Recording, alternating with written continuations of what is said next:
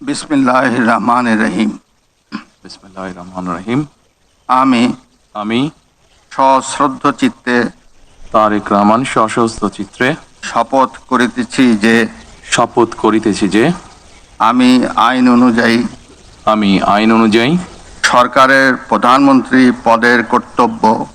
সরকারের প্রধানমন্ত্রী পদের কর্তব্য বিশ্বস্ততার সহিত পালন করিব।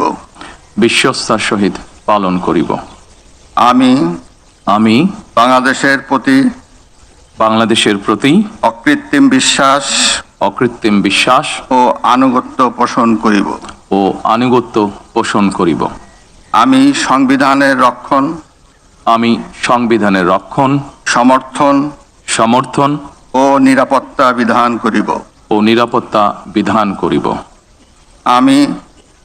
আমি ভীতি বা অনুগ্রহ অনুরাগ বা বিরাগের বশবর্তী না হইয়া সকলের প্রতি আইন অনুযায়ী যথাবিহিত আচরণ করিব। এবার মাননীয় প্রধানমন্ত্রীর গোপনীয়তার শপথ পাঠ পরিচালনা করার জন্য রাষ্ট্রপতি মহোদয়কে বিনীত অনুরোধ জানাচ্ছি। আমি তারেক রহমান সশস্ত্র চিত্রে শপথ করিতেছি যে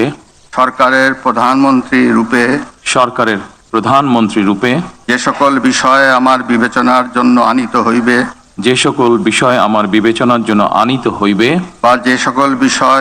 বা যে সকল বিষয় আমি অবগত হইব তাহা প্রধানমন্ত্রী রূপে যথাযথভাবে